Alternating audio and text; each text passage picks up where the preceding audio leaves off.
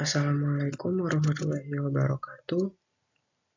Perkenalkan, nama saya Yandi Rahmatullah dengan NIM 20230080544 akan menganalisis studi kasus pada PT Unilever dengan tugas UTS ujian tengah semester manajemen perubahan. Untuk yang pertama, di sini ada latar belakang. Unilever Indonesia adalah salah satu perusahaan multinasional yang bergerak di bidang produksi barang konsumsi, fast moving consumer good atau FMCG.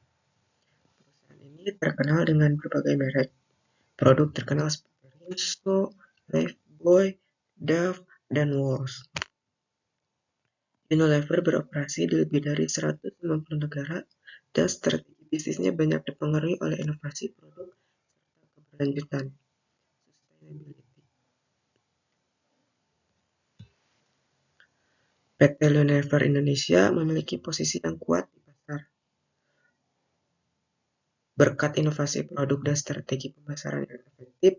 Meskipun menghadapi tantangan dari pesaing dan ketidakpastian ekonomi, fokus pada keberlanjutan dan transformasi digital memberikan keunggulan kompetitif bagi perusahaan ini.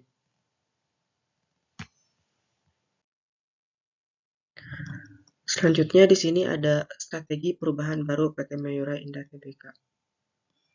Untuk melaksanakan perubahan baru di PT Unilever Indonesia, strategi yang akan saya adopsi adalah strategi kombinasi ekonomi dan pengembangan. Strategi ini menggabungkan pendekatan untuk efisiensi ekonomi, peningkatan profitabilitas dan pengendalian biaya, serta pengembangan yang mendukung inovasi, keberlanjutan, dan transformasi digital. Untuk rincian langkah-langkah strategi, di sini terdapat empat. Untuk yang pertama, optimalisasi ekonomi. Untuk optimalisasi ekonomi terbagi menjadi 3, yaitu ada pengelolaan biaya yang efisien, digitalisasi proses internal, dan yang ketiga ada analisis data untuk pengambilan keputusan. Yang pertama ada pengelolaan biaya yang efisien. Fokus pada optimalisasi biaya operasional dan produksi. Ini bisa melibatkan pengadaan bahan baku lokal yang lebih murah tanpa mengorbankan kualitas produk serta penerapan lean manufacturing untuk mengurangi pemborosan di proses produksi. Untuk yang kedua, ada digitalisasi proses internal, yaitu meningkatkan efisiensi dengan mengintegrasikan teknologi digital dalam operasi sehari-hari, seperti sistem otomatisasi dalam manajemen persediaan dan rantai pelosok yang dapat mengurangi biaya penyimpanan dan pengiriman. Yang ketiga, analisis data untuk pengambilan keputusan. Memanfaatkan data analitis untuk mendeteksi area yang dapat dihemat dan melakukan pengambilan keputusan berbasis data yang lebih akurat, baik dalam pengelolaan anggaran pemasaran, distribusi, maupun pengembangan produk. Untuk yang kedua, di sini ada pengembangan produk berkelanjutan.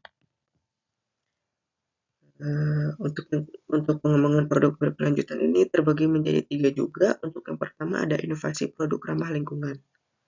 Itu mengembangkan produk-produk yang ramah lingkungan sesuai dengan tren dan preferensi konsumen yang kini lebih peduli pada keberlanjutan.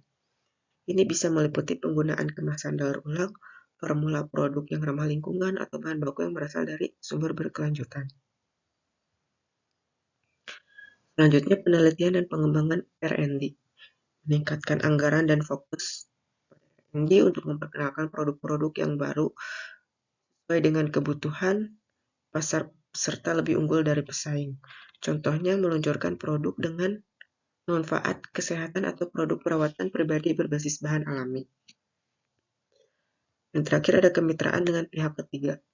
Berkolaborasi dengan startup atau mitra lokal untuk meningkatkan inovasi produk dan memperoleh sumber daya baru dalam bidang keberlanjutan, misalnya teknologi ramah lingkungan atau produksi bahan baku lokal. Untuk yang ketiga ada transformasi digital dan ekspansi e-commerce. terdapat menjadi 3 juga, yaitu yang pertama ada platform e-commerce dan digital marketing.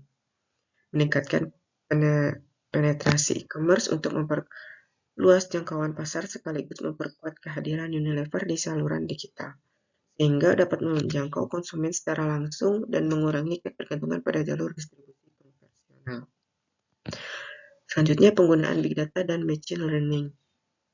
Menerapkan analisis big data dan machine learning untuk memahami pola konsumsi dan preferensi konsumen. Informasi ini dapat digunakan untuk merancang kampanye pemasaran yang lebih personal dan tepat sasaran. Terakhir, ada pelatihan digital untuk SDM.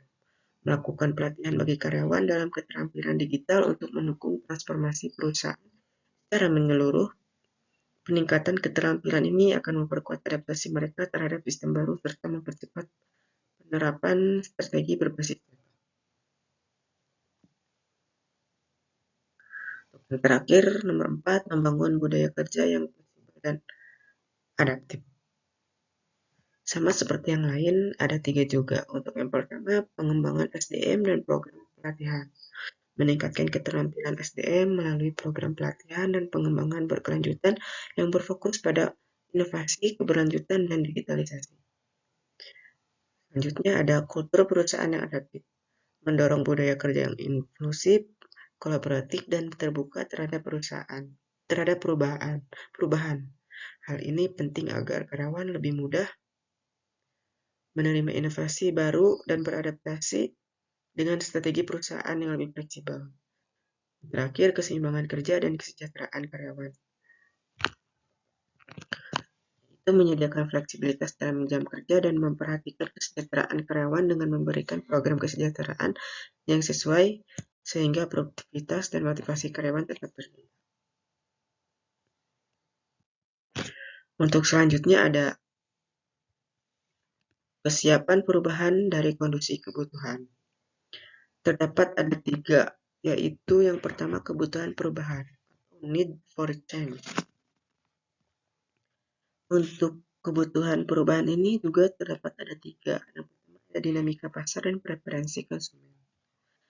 Itu kebutuhan untuk berubah di PT Unilever didorong oleh perusahaan preferensi konsumen yang semakin beralih ke produk-produk yang lebih sehat, ramah lingkungan, dan berbasis keberlanjutan. Selanjutnya ada teknologi dan digitalisasi, yaitu digitalisasi yang pesat menuntut perusahaan untuk beradaptasi agar tetap relevan, khususnya dalam pemasaran, distribusi, dan interaksi dengan konsumen. Selanjutnya persaingan dan efisiensi operasional, yaitu kompetisi di sektor FMCG semakin ketat, baik dari pemain global maupun lokal. Yang nomor kedua ada kepemimpinan dan arahan, atau leadership and direction. Sama juga terdapat ada 3. Untuk yang pertama, kepemimpinan yang berorientasi pada keberlanjutan. PT Unilever Indonesia memiliki visi dan komitmen yang kuat terhadap keberlanjutan. Jalan dengan tujuan global, Unilever untuk mengurangi dampak lingkungan dan meningkatkan dampak sosial. Kedua, ada transformasi digital dan inovasi produk. Pemimpin di PT Unilever telah menunjukkan komitmen mereka terhadap transformasi digital dengan memperkuat jalur e-commerce dan strategi pemasaran digital. Ketiga, pengembangan sumber daya manusia. Kepemimpinan di Unilever juga fokus pada pemberdayaan SDM melalui pelatihan dan pengembangan keterampilan, terutama dalam adaptasi digital dan keberlanjutan.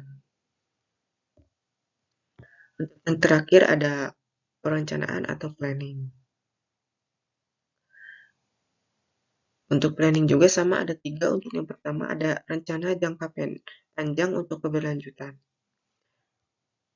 Unilever telah mengembangkan rencana jangka panjang yang jelas untuk keberlanjutan, yang tercermin dalam inisiatif untuk mengurangi plastik, memanfaatkan energi terbarukan, dan mengembangkan produk-produk ramah lingkungan. Itu ada strategi digitalisasi dan inovasi produk. Rencana transformasi digital PT Unilever ini mencakup penguasaan platform e-commerce dan adopsi teknologi yang mendukung operasional serta pemasaran yang lebih efisien. Yang terakhir, pengembangan infrastruktur dan SDM. Dalam perencanaan perubahan, Unilever telah menyusun program pelatihan yang dirancang untuk mempersiapkan SDM dengan keterampilan yang relevan. Nah, selanjutnya di sini ada langkah yang diambil oleh PT Unilever.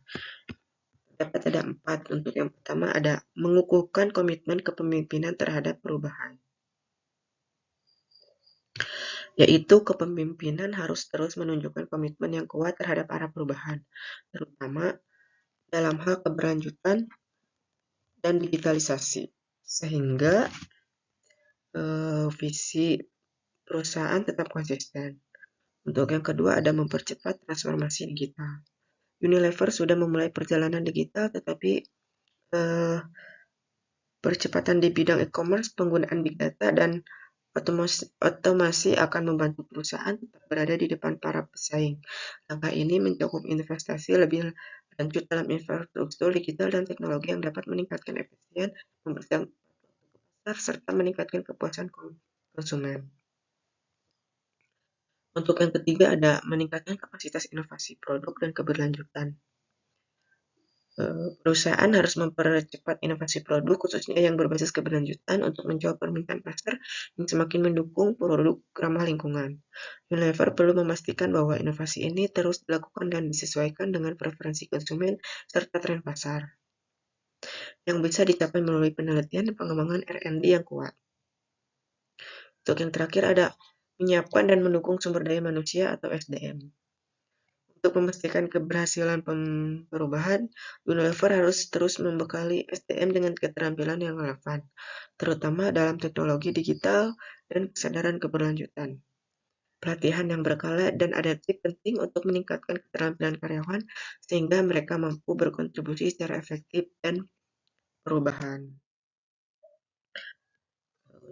Terakhir di sini terdapat ada kesimpulan yaitu dengan kesiapan perubahan yang tinggi, PT Unilever berada dalam kondisi yang memungkinkan perubahan berhasil dilakukan.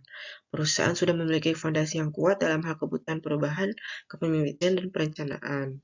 Sehingga langkah sukses Floating Possible adalah pilihan tepat. Organisasi perlu fokus pada implementasi perubahan yang konsisten dengan visi keberlanjutan dan transformasi digital. Kita terus mengukur dan mengevaluasi kemajuan untuk menjaga arah perubahan tetap sesuai.